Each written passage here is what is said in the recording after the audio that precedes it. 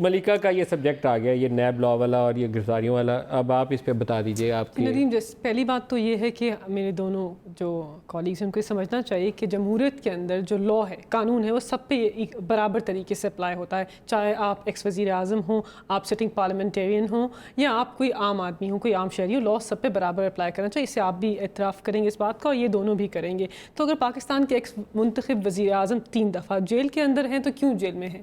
اس لیے جیل میں ہیں کہ ان کے اوپر ایک سپریم کورٹ کیس تھا جس نے ان کو نااہل ڈکلیئر کیا، کہا کہ آپ صادق اور امین نہیں ہیں، اور پھر ان کا نیب کورٹ میں ٹرائل ہوا اور نیب کورٹ نے ان کو سزا دی. تو پورے پاکستان کے کورٹ پروسیس سے گزر کے وہ جیل میں گئے ہیں. اب جیل کے رولز کے مطابق ان کو جو بھی سہولت مل سکتی ہے ہم ان کو دے رہے ہیں. انفیکٹ ان کے لیے ہم نے جیل کے اندر ایک پوری ڈاکٹرز کی ٹیم تعینات کی. تو انہوں نے کہا مجھے ان ڈاکٹر سے علاج نہیں کرانا بیکاز وہ گورنمنٹ کو ٹرسٹ نہیں کرتے ہیں.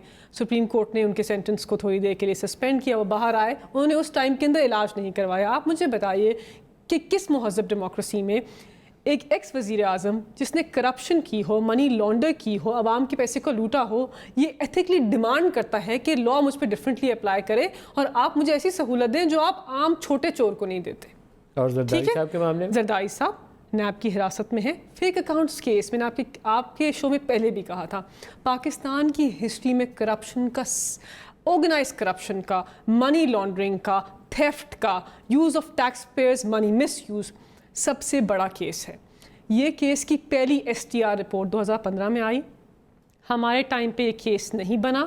سپریم کورٹ نے جب اس کی کوگنیزنس لی، سو موٹو نوٹس لیا، تب وہ 2017 کا معاملہ تھا. ہم حکومت میں تھے، ہم نہیں تھے. تو یہ جو سارا اقدام ہو رہا ہے یہ ایک تو قانون کے مطابق ہو رہا ہے، ہمارے حکومت میں آنے سے پہلے ہو رہا ہے.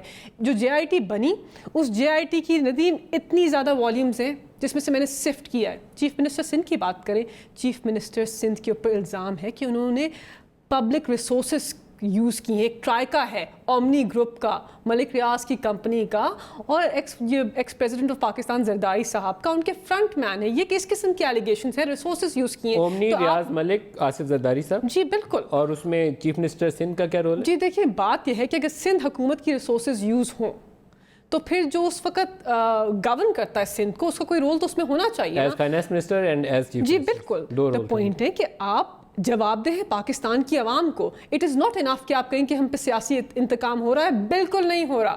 ایکچولی آپ پہ لا پہلی دفعہ اپلائی ہو رہا ہے. اس سے پہلے آپ پہ لا اپلائی نہیں ہوتا تھا. جمعے والے دن پکڑے جا سکتے ہیں. جی گبول صاحب کو شاید ان کو ڈر لگ رہا ہے کہ انہیں پتا ہے کہ وہ شاید ایسی چیزوں میں ملوث ہے. مجھے نہیں پتا، میں نہ پریڈکٹ کر سکتی ہوں، نہ میں نیب کی اسپوکس پرسن ہوں، نہ میں کروں گی. میں وہ بات بتاؤں گی جو میں نے فیک اکاؤنٹس کیس کی JIT رپورٹ میں پڑھی ہے. اور JIT رپورٹ ان کے اوپر انڈائٹمنٹ ہے. ایک اس نے کیس بلڈ کیا، سپریم کورٹ کے پرویو میں بنی ہے وہ JIT رپورٹ کہ ان کے اوپر سنگین الزام ہے. ندیم، تو آپ مجھے بتائیے، آپ یہاں ایک جرنلسٹ بیٹھے، آپ یہاں بیٹھ کے کہہ سکتے ہیں کہ میرے پہ کرپشن کا چارج ہے لیکن ملیکہ آپ مجھے ڈفرینٹلی ٹویٹ کریں؟ ندیم، یہ نہیں ہوتا.